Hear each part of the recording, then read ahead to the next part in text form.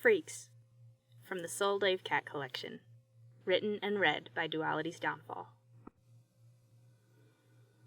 The sharp blaze of the TV screen has, for several hours now, started to burn into your retinas as the two of you have spent nearly all night playing an assortment of video games and taunting each other playfully. You arrived at Karkat's hive for lunch, but now through the window you can see the eye-searing sun starting to emerge over the horizon. You didn't realize it had been that long, honestly. Karkat takes notice of this too. I guess we should think about calling it a day, huh? Yeah, you agree without much hesitation. Your legs and back are eager for a change in position, and your eyes are grateful to look at something that's not a screen. You stretch your arms upward, heaving a tired sigh. I think it's too late for you to try and go home, Karkat says. Unless you want to get burned to a crisp, that is. I might, you tease. He ignores that and keeps talking. You can spend the day here. I'm pretty good at getting to sleep out of Soper, so you can take my recuperacune. You snort. Man, it's like you don't even realize how many times I've hyper-focused on a coding project to the point of falling asleep at my desk. You can sleep in your own sludge, thank you very much. I'll be fine. As if to prove it, you flop down forcefully onto the couch. Karkat shrugs. If you say so. Well, good day then, I guess. I'll be up early, but you can sleep in as long as you want. Just don't fuck with my stuff. No promises, you snicker. Come get me if you need anything. He pauses, thinking on what he's just said. But try not to need anything. If you wake me up in the middle of the day, I'll help you, but I'll be very annoyed about it. Well, then I know exactly what I plan on doing later. Good day, KK, you call as he heads up to his respite block. Your sleep is uneventful, which is to say it was absolutely eventful and filled with haunting visions, but that's par for the course for you. The sun is still on the verge of setting when you're jolted awake by some nightmare or another, which is also par for the course. You sit up, shaky but safe, and decide it's just late enough in the day that you won't bother trying to sleep a little longer. The only problem with that is Karkat's not up yet, but you figure it would be more of a pain in the ass to try and fall asleep again than it would be to just find a way to kill the time until he comes downstairs. You start by picking up your Grebtendo TD, twin display, please smile, I'm proud of this one, and poking around on that for a bit, but you quickly bore of it. You'd rather play something multiplayer.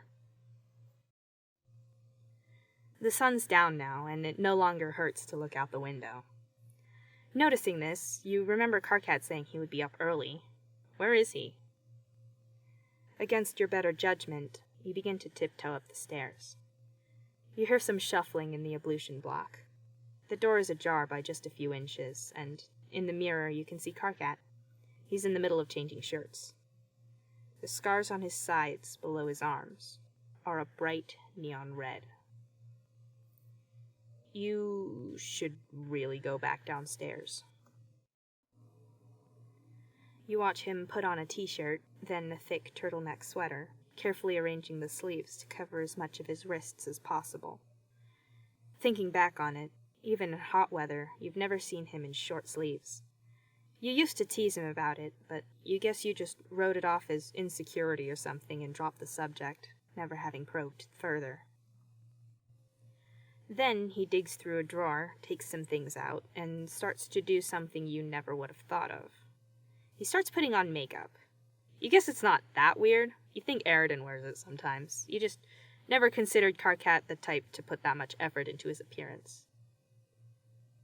Oh, you see now. He may not be the type to care much about personal aesthetics, but he absolutely is the type to put effort into appearing hue neutral. He covers his face in gray stuff, you guess to hide his blush. Then he carefully applies some black eyeliner. If he cries in public, it'll hide the color of his tears.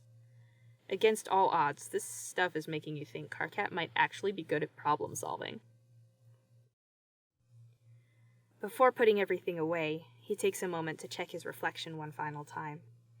He turns his head from side to side, and then, eyes wide, he freezes and screams. He sees you. How long have you been there? I'm sorry, KK, I didn't You start clumsily. No! No apologies, only answers. Why the fuck are you even up here? He demands. I woke up early and I was wondering what was taking you so long to come down. Weak answer, you think. It's the truth, but it sounds so much less justifiable when you put it like that. How much did you see? He's really not fucking around. You'd think he'd try to kill you to keep the secret from getting out, except for one thing, you both know you'd win in a fight, and for another thing, he's Karkat. He'll scream and insult you at every turn, but the guy has morals, and he'd do anything to avoid going against them. A few minutes? You try to come up with a way to say, I know everything, in a way that won't make him madder, but you get nowhere with that pretty fast. Why didn't you leave once you saw where I was, dumb shit? I don't know, you mumble stupidly. You really don't. You guess you were surprised at first, and then watching him while you pieced together just how many things it explained. I'm really genuinely sorry, KK. Sorry for what you've already done, or what you're about to do? He asks darkly, a strange combination of intimidating, well, as much as a Karkat can be intimidating, and pained. Wait, what do you mean what I'm about to do? I wasn't hatched yesterday, Sollux. You're gonna report me and get me obliterated for being an off-spectrum candy-blooded freak. What the hell makes you think that? I'm a freak too, you know that. Whether either of us likes it or not, you're my best friend, and this doesn't change that. I don't hate you anymore for it, so we'll just be freaks together. You hold your hand out toward him. He doesn't take it. Instead, he collapses onto your chest, wrapping his arms around you. You're my best friend too, he breathes, voice shaking. I'm sorry for snapping at you like that. It's okay, dude, you reassure him. I get it. I'm sorry for intruding. I was mad, but it's kind of nice to be able to talk to someone about it. Like, someone verbal instead of just my Lucis. You move from standing in the hallway to sitting at the top of the stairs next to each other. Karkat lets out a few more unsteady breaths, evidently still acclimating to what's just happened. Then he leans against your shoulder suddenly and grabs onto your arm. I'm so scared, Sollux. All the time. I have to be vigilant. The slightest slip-up could send the drones after me. I've spent sweeps coming up with all these ways to hide it. To hide me. And I'm just waiting for them to fail, like it's inevitable. You don't have a solution. You're not sure you could come up with something comforting to say, at least more than you've already said. We don't have to go out into town tonight if you'd rather stay here, you say finally. I know we planned on it, and you don't like changing plans, but you also didn't plan on me stumbling onto your secret, so if you want to stay here and just, calm down from it, then we can do that. I don't know what I want to do yet. That's okay too. Either way, I'll be here. Thank you, Sollux.